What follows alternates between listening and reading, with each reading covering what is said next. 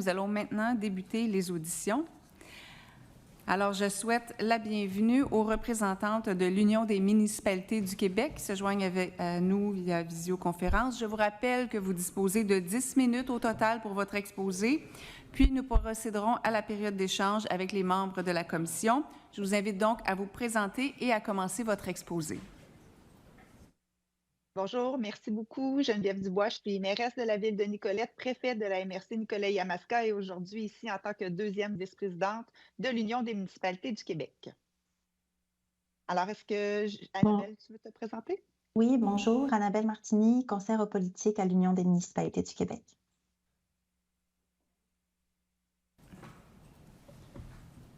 Vous pouvez commencer. Merci beaucoup. Donc, Madame la ministre de l'Immigration, de la Francisation, de l'Intégration, Madame la présidente de la Commission, Mesdames, Messieurs, membres de la Commission.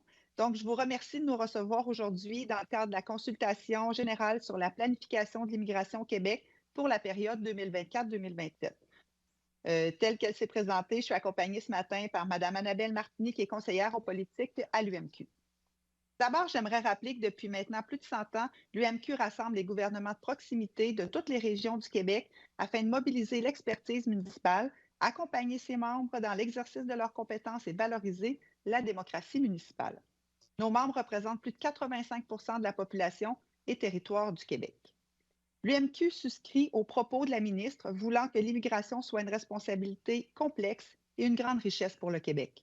Qui plus est, l'UMQ considère que l'immigration est une piste de solution à de nombreux défis tels que le vieillissement de notre population, l'occupation du territoire ou la pénurie de main-d'œuvre. L'immigration est aussi une opportunité pour la vitalité et le développement socio-économique de toutes les régions du Québec. Pour l'Union, toute stratégie en matière d'immigration demande l'engagement et la mobilisation sans équivoque de toutes les parties prenantes. Et les municipalités sont des actrices incontournables car elles jouent un rôle majeur, que ce soit en matière d'attraction, en offrant des milieux de vie de qualité, dynamiques et attractifs, en matière d'inclusion, en créant des collectivités où il fait bon vivre ensemble, et d'enracinement, en favorisant le sentiment d'appartenance par la qualité de l'accueil réservé et l'éventail de services proposés. Mais pour que cette stratégie fonctionne, elle doit être pragmatique et efficiente, en mettant en adéquation les programmes d'immigration, les besoins réels des régions et leur capacité d'accueil au bénéfice des personnes immigrantes et des collectivités. Notre présentation sera donc en deux temps. Premièrement, je vais vous parler de la nécessaire adéquation des programmes d'immigration avec les besoins du marché du travail. Et ensuite, j'aborderai la question de la régionalisation de l'immigration. L'UMQ accueille favorablement les récentes réformes annoncées des principaux programmes d'immigration au Québec, que ce soit le programme de l'expérience québécoise, le PEQ, et le programme régulier des travailleurs qualifiés, le PRTQ. Ces réformes simplifient et accélèrent les démarches d'immigration et sont en meilleure adéquation avec le marché du travail actuel. Les assouplissements au PEQ, programme très populaire, permettront de maximiser les chances de l'établissement durable et de l'intégration rapide et réussie au marché du travail québécois de ces candidates et candidats à l'immigration permanente du Québec. Quant au PRTQ, la volonté gouvernementale de le remplacer par un programme de sélection des travailleurs qualité, le PSTQ, et de modifier les exigences du français et les niveaux de compétences admissibles sont également un pas dans la bonne direction pour nous. Ces nouvelles orientations devraient permettre une plus grande flexibilité de procédure de sélection et d'obtention des permis de travail. En effet, la connaissance du français exigée aux candidates et candidats du PRTQ était jusqu'ici très élevée et n'était pas nécessairement en adéquation avec les prérequis des types d'emplois en demande. Pour l'Union, il est primordial de poursuivre les investissements existants et de bonifier les actions visant la reconnaissance des compétences des personnes immigrantes afin qu'elles puissent s'intégrer rapidement au marché du travail dans un emploi à la hauteur de leurs compétences. Parlons maintenant de la régionalisation de l'immigration. Pour l'UMQ, elle doit être un axe central et prioritaire des orientations gouvernementales en matière d'immigration. Dans un contexte de dynamisme économique, de pénurie de main-d'œuvre et de démographie vieillissante, la régionalisation de l'immigration est une question de développement régional, mais aussi de vitalité socio-économique et même parfois de survie. Les données récentes en cette matière révèlent une augmentation du nombre de résidentes et résidents permanents s'installant hors de la région métropolitaine de Montréal, et c'est une excellente nouvelle. Cependant, les orientations de la planification de l'immigration au Québec pour la période 2024-2027 ne proposent pas la mise sur pied d'une stratégie concrète de régionalisation de l'immigration. L'UMQ recommande donc d'élaborer, en concertation avec les différents acteurs concernés, une stratégie nationale de régionalisation de l'immigration comportant des objectifs et cibles à atteindre en fonction des besoins réels des régions et en tenant compte de la capacité d'accueil et d'inclusion des communautés d'accueil. Cette stratégie devra prendre en considération un certain nombre de composantes pour s'adapter aux réalités vécues en région et enraciner les nouvelles et nouveaux arrivants. Par exemple, la détermination de la capacité d'accueil, qui dépend de plusieurs facteurs indépendants, est variable d'une région à une autre, d'une municipalité à une autre. Un modèle unique ne saurait répondre à cet enjeu. L'Union propose donc d'impliquer étroitement le milieu municipal dans la documentation et l'élaboration de critères de capacité d'accueil afin d'identifier les éléments pertinents à prioriser au regard de leur réalité, besoins et enjeux spécifiques. Il propose également d'impliquer les autres ministères concernés dans la co-construction de pistes d'action visant à favoriser l'établissement durable des personnes immigrantes en région et la mise en œuvre d'un plan d'action ciblé, adapté et complémentaire aux besoins spécifiques à chaque région.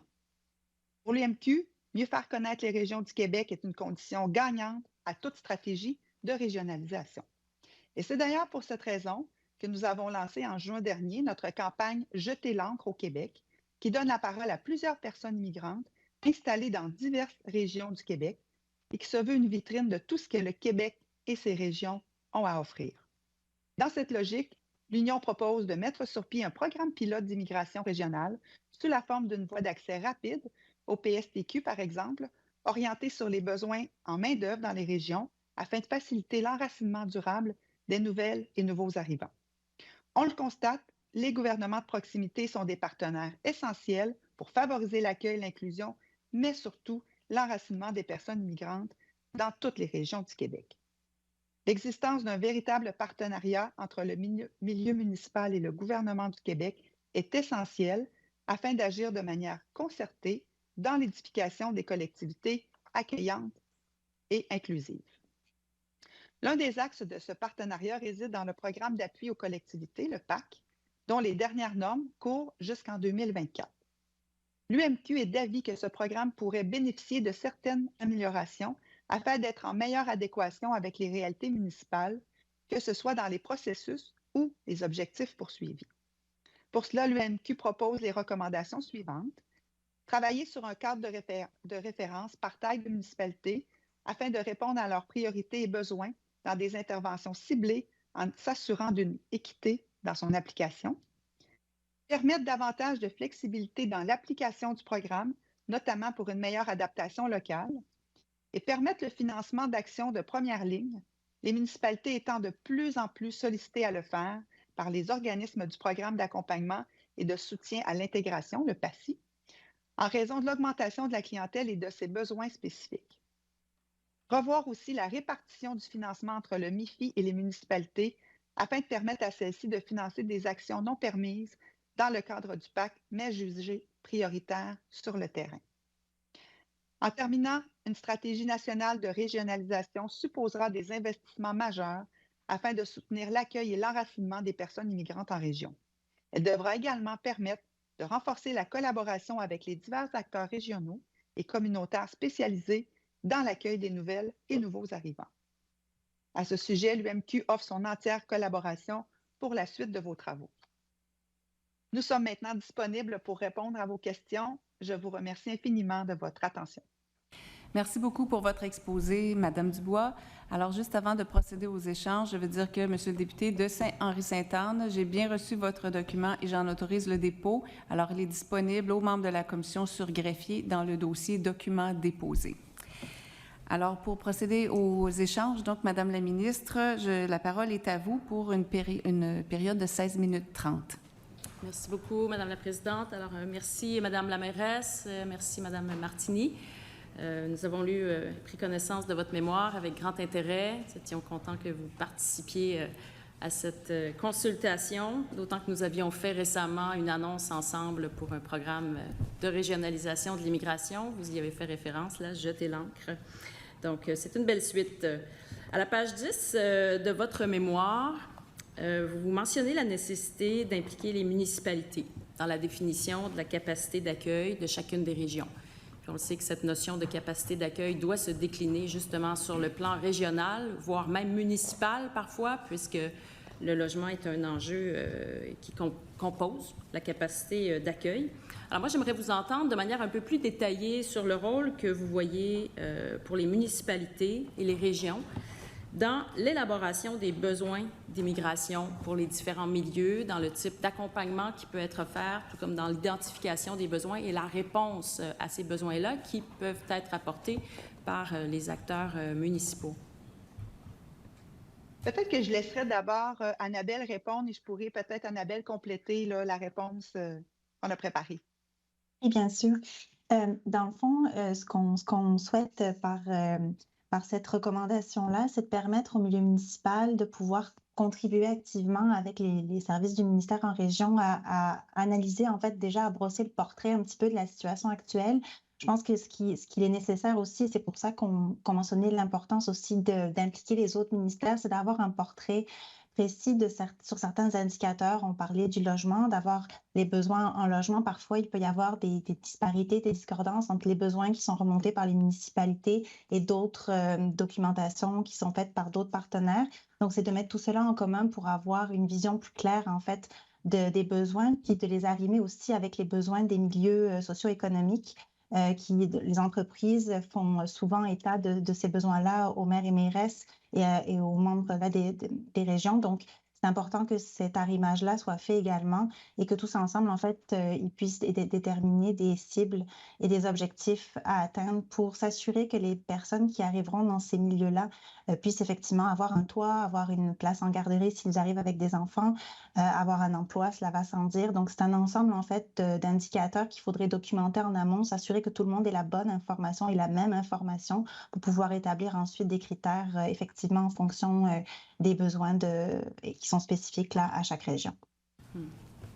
Merci. Et je compléterai peut-être, Madame la ministre, si vous me permettez. Annabelle a parlé de logement, a parlé de services de garde, mais on sait aussi que l'enjeu de transport est un enjeu particulièrement pour les régions. Ce qu'on souhaite, c'est pouvoir accueillir, bien sûr, de l'immigration, mais pouvoir le faire de façon harmonieuse, que ça atterrisse bien dans nos milieux. Le transport en est un. La santé aussi, s'assurer que ces gens-là aient accès à des soins de santé de proximité.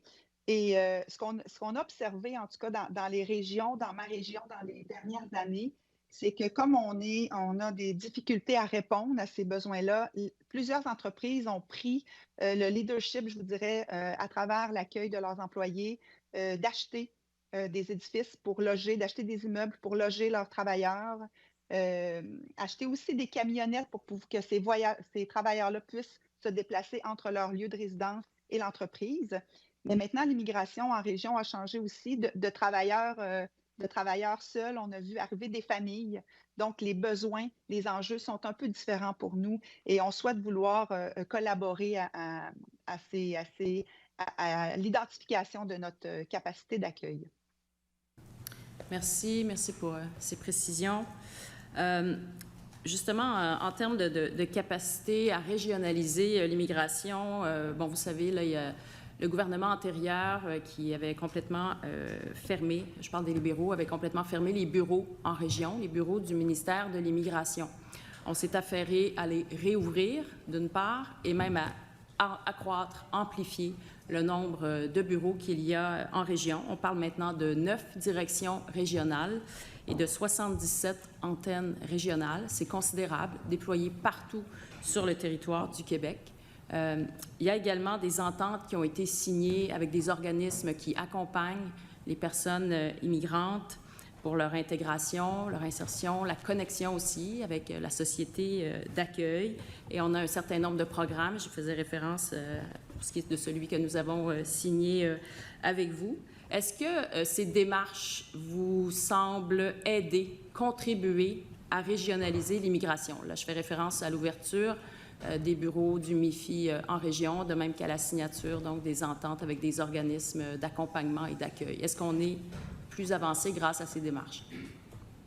Bien, moi, je vais me permettre de vous répondre qu'effectivement, le retour du MIFI, entre autres pour les régions qui avaient perdu ces bureaux-là ou qui n'en avaient pas, est une grande avancée qu'on salue.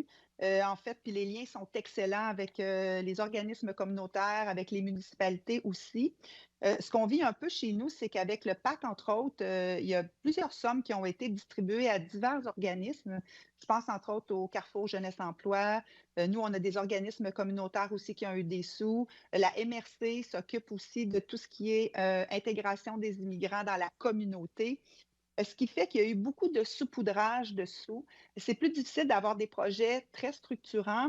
Et là, chacun se retrouve à s'occuper de l'immigration ou de la personne immigrante dans sa mission. Alors, on a chez nous un territoire largement agricole, donc on a beaucoup de travailleurs temporaires étrangers. L'UPA prend en charge ces gens-là. On les voit très peu intégrés dans la communauté. Ils vivent souvent près de leur lieu de travail, ils travaillent beaucoup. Donc, ce n'est pas des clientèles qui s'intègrent bien. Le Carrefour Jeunesse Emploi s'occupe du 35 ans et moins. Nous, on s'occupe. Alors, ça fait beaucoup de gens qui s'occupent des personnes immigrantes, mais on n'a pas de structure pour accueillir ces gens-là, comme un SANA, par exemple, chez nous. Ce qui fait que c'est un peu compliqué de s'assurer que cette clientèle-là ne tombe pas dans les mailles du filet et qu'on n'a pas une vision globale de l'immigration chez nous. Et pour nous, malgré que les liens soient bons, que les sous soient au rendez-vous, c'est cette espèce de concertation-là et de travail-là qui est plus difficile chez nous. Je ne sais pas, Annabelle, si tu souhaitais compléter la réponse. Oui, effectivement, les informations que nos membres nous ont remontées, c'est qu'effectivement, les relations avec les directions régionales sont souvent très, très bonnes. Puis leur retour en région a été fortement apprécié. À l'Union, ce qui pour nous est une condition gagnante de la régionalisation, c'est de s'assurer qu'il y ait une plus forte proportion de migration primaire. Donc, que les gens qui arrivent au Québec s'installent directement en région. On sait que ça peut se faire dans un second temps sous la forme là, d'une migration secondaire, mais ça comporte quand même beaucoup d'enjeux là, de déraciner à nouveau des personnes qui venaient justement de s'installer dans un nouveau pays, ou encore, c'est ça, de leur faire quitter des habitudes, notamment une proximité avec une communauté qu'on peut plus facilement retrouver dans un centre urbain qu'en région, fait en sorte aussi que le taux ensuite d'enracinement de ces personnes-là en région est peut-être pas aussi satisfaisant qu'on le souhaiterait, alors qu'avec une migration primaire et la préparation et l'anticipation des milieux par rapport à leur arrivée, avec les services, effectivement, comme le mentionnait Mme Dubois, adaptés pour pouvoir les accueillir et les intégrer à la communauté d'accueil, ça nous semble être une avenue en fait très importante pour s'assurer que la régionalisation puisse se faire dans de bonnes conditions. Sur ce point-là, j'aimerais vous entendre sur la meilleure façon ou les meilleures façons, parce que j'imagine qu'il n'y a pas une seule baguette magique, que l'on pourrait faire connaître la réalité des régions à l'international. On a, comme vous savez, là, des équipes qui sont redéployées à l'international parce que là aussi, le Parti libéral avait plutôt fermé la presque totalité des équipes du ministère de l'Immigration à l'international. On s'est affairé à les réouvrir. Maintenant, on veut mettre, à profit ces équipes à l'international pour faire en sorte de bien faire connaître la diversité, les opportunités qu'il y a en emploi, la qualité de vie qu'on retrouve en région. Et de quelle manière est-ce que vous verrez qu'on puisse atteindre cet objectif-là? Déjà, comme on l'a mentionné plus tôt dans la présentation, notre campagne Jeter l'encre au Québec était vraiment orientée dans cette perspective-là. Ce qu'on voulait, c'était vraiment démontrer aux personnes qui souhaitaient immigrer au Québec, qui étaient encore à l'étranger, que toutes les régions du Québec avaient quelque chose à leur offrir en fonction effectivement de leurs intérêts puis de leurs attraits. Puis on pense que c'est de cette façon-là, en fait, qu'on va pouvoir aussi capitaliser sur la régionalisation en faisant en fait en sorte que les régions aillent davantage aux personnes qui souhaitent immigrer au Québec, alors que pour l'instant, la relation est plus la personne immigrante doit faire, entre guillemets, l'effort d'aller faire les recherches, alors que là, nous, ce qu'on pense, c'est qu'il faut que ce soit l'inverse qui se passe pour qu'elle puisse avoir tout de suite un panorama, en fait, d'opportunités devant elle, peu importe la région en question, parce que chaque personne a ses propres intérêts, a ses propres choix à faire, là. Est-ce qu'elle préfère vivre plus dans la nature, dans les centres urbains, par exemple?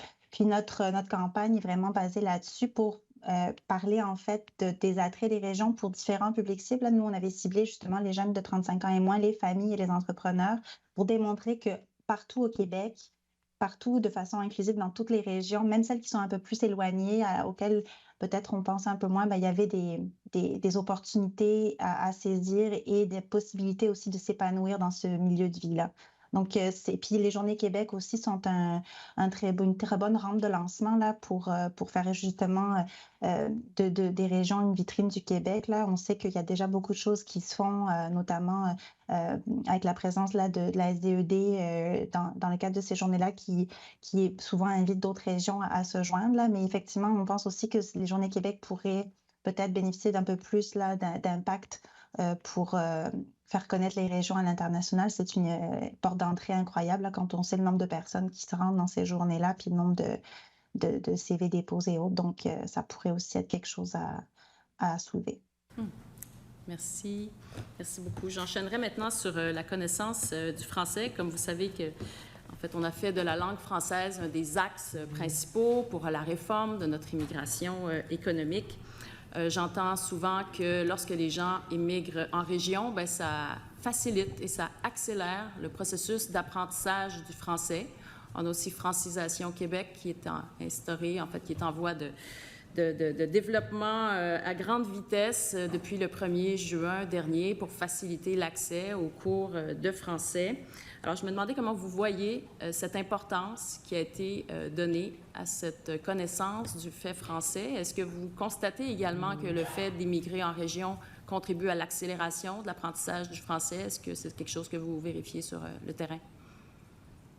Oui, en effet, c'est un élément que beaucoup de nos membres nous font remonter, là, que le fait d'immigrer en région accélère l'apprentissage du français de façon significative. Là. On n'a pas évidemment de données nécessairement concrètes là, pour appuyer, mais c'est effectivement une impression qui est partagée par de nombreux maires et mairesses. Effectivement, c'est important aussi pour l'Union que la francisation fasse partie en fait d'un éventail aussi de services qu'on offre aux personnes qui souhaitent immigrer au Québec, de leur offrir la chance de parler le français, notamment depuis l'étranger. Ça rejoint aussi les actions que nous souhaitons faire à l'Union, là, de mieux faire connaître les régions puis tout ce que le Québec a à offrir. Bien, le français fait partie de ces richesses-là. Donc, nécessairement, de pouvoir l'offrir à des personnes qui ne sont pas encore là, mais qui souhaitent venir, c'est aussi une condition gagnante, d'autant plus si elles s'installent par la suite en région, elles vont pouvoir poursuivre leur apprentissage. Merci. Je vous amènerai maintenant à la page 11 de votre mémoire. Vous y mentionnez que le programme d'appui aux collectivités, donc le PAC, c'est un axe essentiel, mais qui pourrait être amélioré. Donc, vous proposez que le programme soit plus flexible dans son application. Alors, quel aspect du programme est-ce que vous verriez qui pourrait bénéficier d'une plus grande flexibilité selon vous? Puis, quels seraient les besoins spécifiques auxquels cette plus grande flexibilité répondrait? Dans le fond, ce que nos membres nous font remonter souvent comme retour sur le PAC, c'est effectivement notamment au niveau de l'élaboration des plans d'action, de certaines actions qui sont pertinentes sur le terrain, mais qui ne correspondent pas nécessairement à des objectifs du PAC. Bien, correspondent aux objectifs du PAC, mais par exemple qui touchent peut-être davantage à d'autres actions que d'autres ministères pourraient avoir à mettre en œuvre. Par exemple, des cours de piscine dans les piscines municipales pour les personnes migrantes. Là, on sait à quel point le sport peut être un vecteur d'intégration important dans les communautés. Mais c'est pas toujours possible de pouvoir l'intégrer dans les plans d'action parce que ça répond pas nécessairement aux missions, aux objectifs que le PAC s'est donné. C'est davantage en fait de se mettre en adéquation avec les besoins des milieux. Puis également, dans le fond, je suis désolée, il y a comme une alarme qui vient de se mettre en... Je vais laisser peut-être la ministre continuer parce que je suis plus capable de vous suivre. Je m'excuse, je suis vraiment désolée. On va revenir à vous ultérieurement. Vous nous faites signe quand l'alarme est terminée. Alors, Madame la mairesse, là, vous indiquez que la révision du financement du MIFI permettrait aux municipalités de financer des actions non permises dans le cadre du PAC, le programme d'accueil des communautés d'accompagnement, mais jugées prioritaires sur le terrain. Donc, pourriez-vous détailler en fait le type d'activité que vous aimeriez voir être couverte par ces ententes et expliquer pourquoi elles sont prioritaires?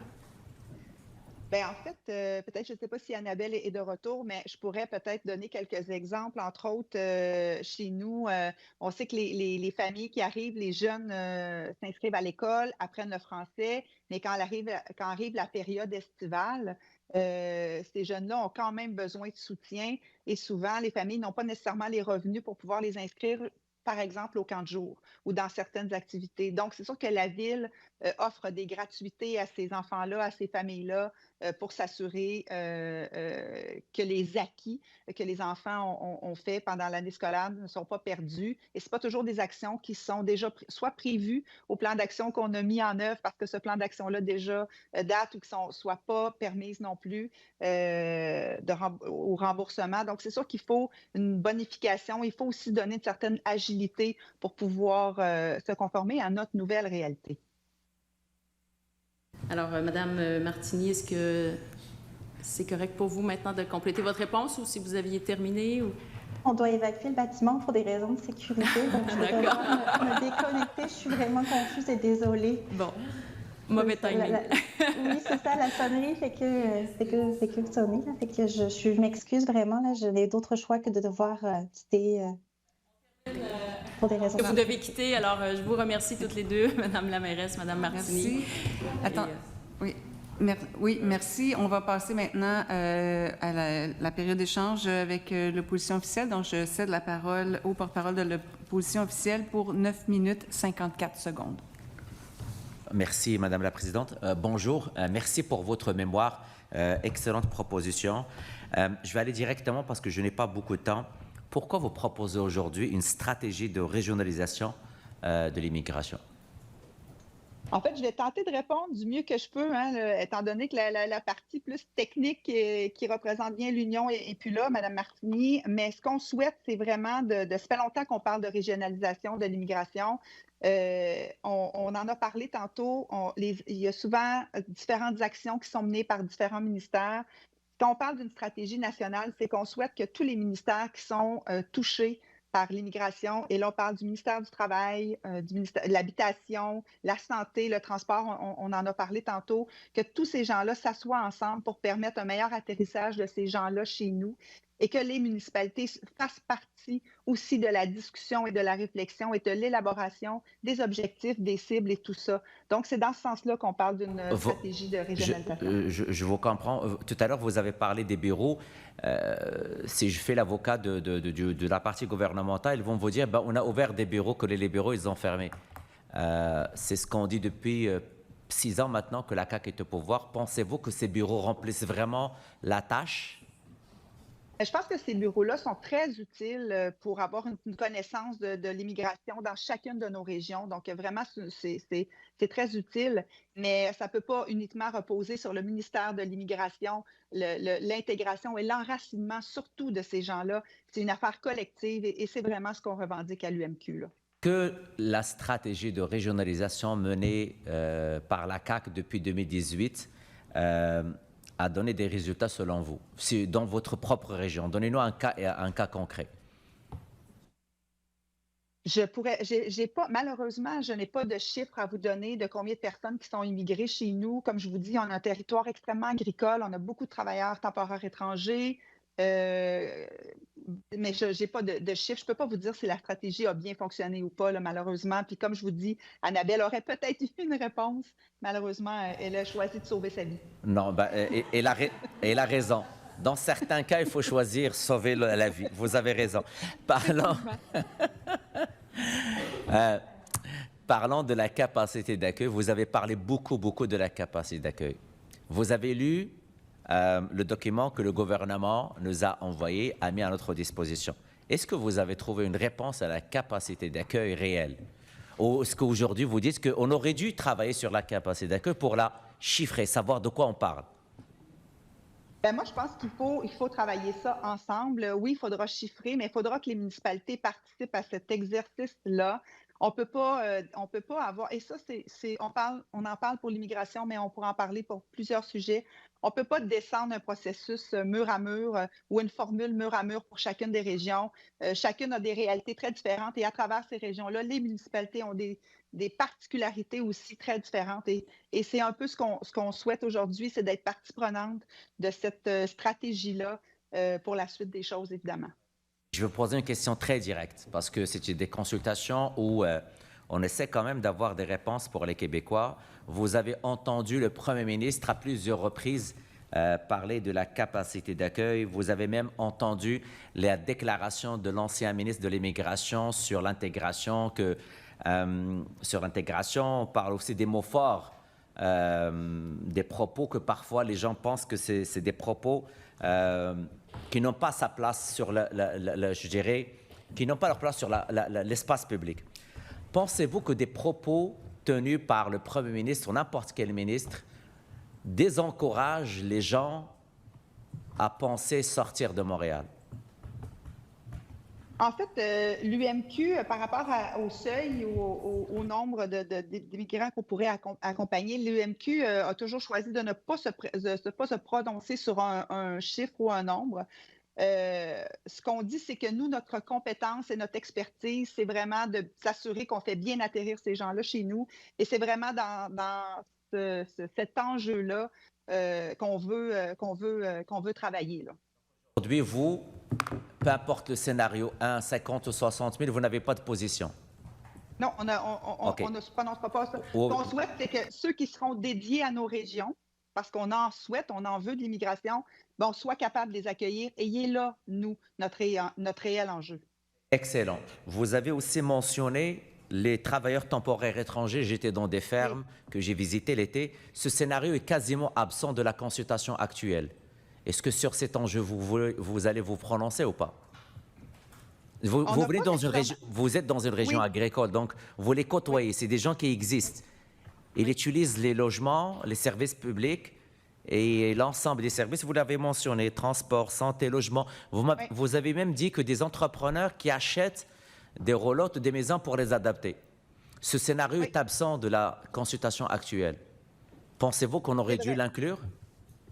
C'est vrai qu'on n'a pas beaucoup parlé de ça, mais c'est vraiment une réalité, vous avez raison.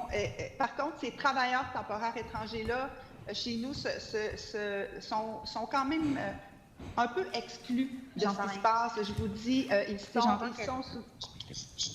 ils sont logés par souvent l'employeur, ils sont déplacés par l'employeur, ils vivent souvent sur leur lieu de travail. Donc, on a peu de contact avec ces travailleurs-là. Honnêtement, je pense que c'est une richesse à laquelle on n'a pas accès. Puis c'est l'UPA qui s'en occupe. Et donc, c'est vraiment une chasse gardée là, de l'Union des producteurs agricoles. Mais effectivement, on en a peu parlé dans le mémoire.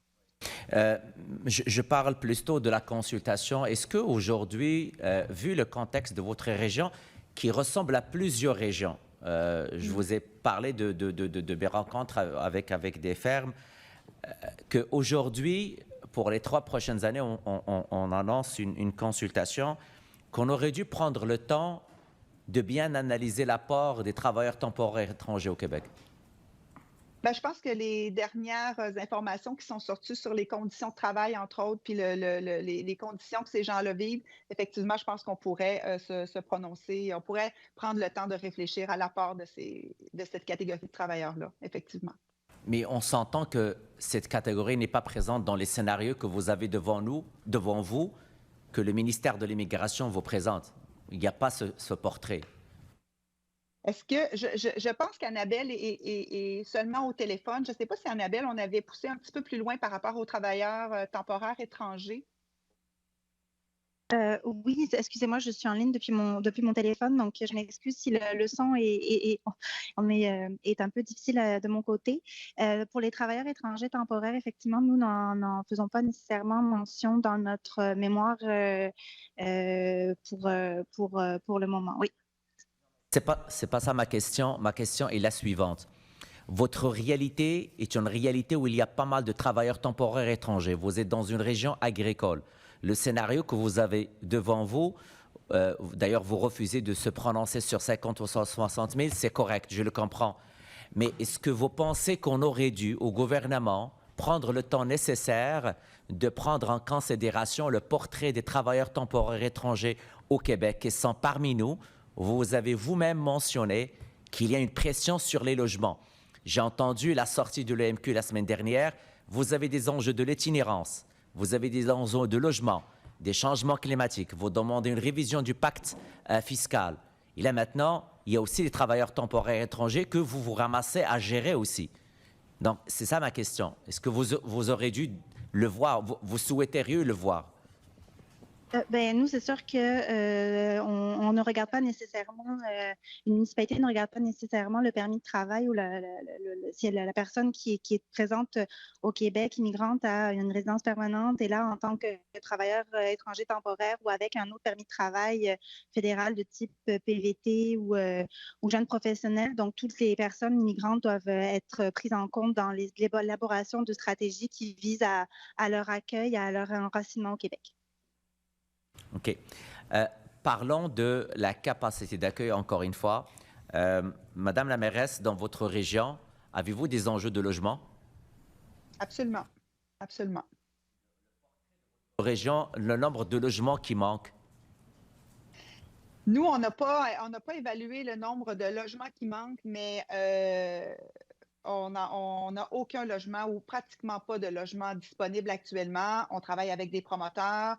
On tente aussi nous, un de nos enjeux, comme bien d'autres municipalités, c'est le logement abordable. Donc, on travaille activement avec des promoteurs et à développer, et ça se passe relativement bien, mais malheureusement, il y a quand même des délais. Mais comme je vous dis, chez nous, en ce qui concerne l'immigration... Je vais juste revenir sur la régionalisation parce que vous demandez... C'est terminé. C'est terminé. Alors, merci. Et je cède maintenant la parole au deuxième groupe d'opposition pour 3 minutes 18. Merci beaucoup. Merci pour votre présentation. J'ai lu le mémoire avec grand plaisir. Je vais me permettre d'abord de souligner, moi aussi, là, comme vous, j'étais très heureux du réajustement nécessaire dans le PEC étudiant, dans le PEC diplômé, là, ce qui va favoriser un meilleur établissement de nos étudiants internationaux. Cela dit, ça a été annoncé en avril.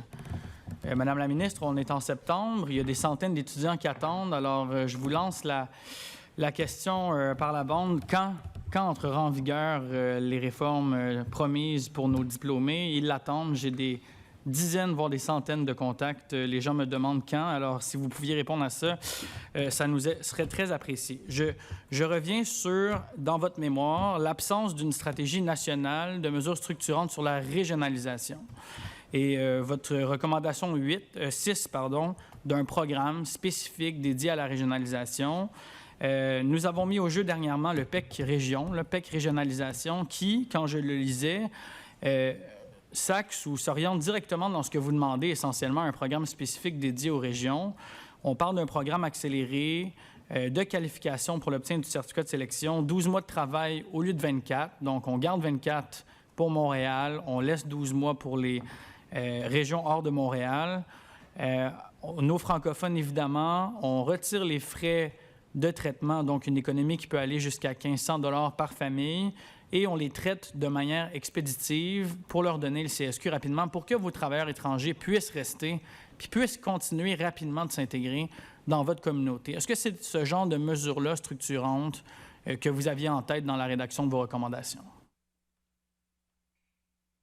Oui, effectivement. Nous, comme je l'ai mentionné tout à l'heure, à l'UMQ, ce qu'on pense, c'est que la migration en région doit se faire de façon primaire. Et pour cela, effectivement, de permettre directement dans les programmes d'immigration d'être en adéquation avec les besoins et les réalités des régions, ça nous paraît être effectivement un angle très intéressant pour mettre en œuvre de façon concrète une stratégie de régionalisation. On a vu dans d'autres provinces au Canada que ça a parfois été fait, et ça a été fait toujours avec succès en concertation avec les milieux, avec certaines municipalités et régions. Donc, c'est un peu dans cette idée-là qu'on souhaitait proposer ce programme pilote pour que ce soit testé d'abord dans certaines régions avant d'être établi de façon plus pérenne à la grandeur du Québec. Merci beaucoup. Votre première recommandation porte sur la réduction des délais. Le Devoir nous apprenait qu'on va parler de 10 à 25 ans de délai de traitement dans certaines catégories d'immigration. Est-ce que vous jugez que c'est humain et raisonnable d'attendre 10 à 25 ans pour la résidence permanente? non, ce sont des délais qui sont effectivement très longs, mais des données que nous avions obtenues dans les derniers mois nous laissent à penser qu'effectivement, il y a eu des avancées dans le backlog qui étaient dues à la pandémie, puis qu'il y a eu quand même des avancées au niveau de certains délais qui ont été faits, notamment au niveau de la résidence permanente dans le programme peut-être un peu plus général. En conclusion, s'il vous plaît. Donc, c'est ça, il y a peut-être encore des efforts à faire. C'est pour cela que notre recommandation est de poursuivre les efforts. Merci, c'est terminé. Alors maintenant, je vais céder la parole au député de Matane-Matapédia pour 3 minutes 18 secondes. Merci, Madame la Présidente. Merci pour votre présentation. Votre réalité ressemble beaucoup à celle que je vis dans ma circonscription. Vous avez répondu à un collègue tout à l'heure qui vous posait la question de la capacité d'accueil d'hébergement. Alors, si vous avez pas d'appartement de disponible, comment on fait de l'immigration chez vous? Est-ce que ça vient de se terminer là? En fait, bien sûr que non. On est en train de développer un parc immobilier chez nous. Là, il y a de la construction qui se fait, mais comme je vous dis, il faut prendre en compte plusieurs éléments, dont le logement, dont le transport aussi. Vous le savez, M. Bérubé, dans votre région, le transport collectif il doit ressembler au nôtre. Hein, c'est pas, ça passe pas aux 5 minutes. Donc, on a des enjeux aussi de déplacement. Et c'est pour ça qu'on se dit qu'il faut bien évaluer ça et il faut y aller à géométrie variable en fonction de chacun de nos réalités propres. Mais effectivement, là, ça pose plusieurs défis, même si les besoins en main-d'œuvre sont grands chez nous aussi, là.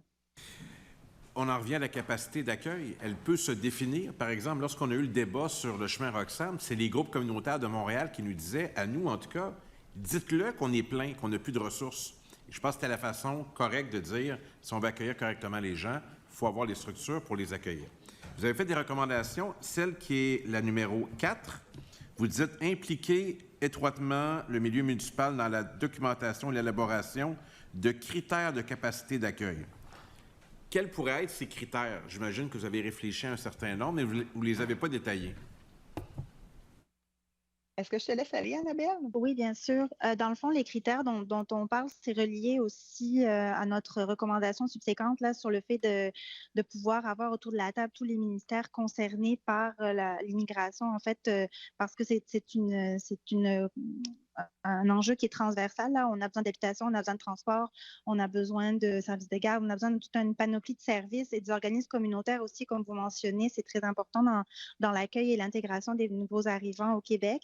Donc, dans le fond, c'est que chaque milieu puisse, en fonction des données, d'un portrait qui serait dressé par toutes les parties prenantes sur un certain nombre de critères, dont ceux que j'ai mentionnés, puissent travailler ensemble à établir effectivement des indicateurs ou en tout cas un tableau de bord de la capacité d'accueil de chaque milieu pour s'assurer que quand les personnes arrivent, elles aient un logement, elles aient accès à une école, elles aient accès à un service de garde et à un emploi également. Donc, c'est une question d'arrimage, en fait, entre différents enjeux, différents dossiers qui, à la fin, en fait, vont tous bénéficier à la même personne, c'est-à-dire la personne migrante.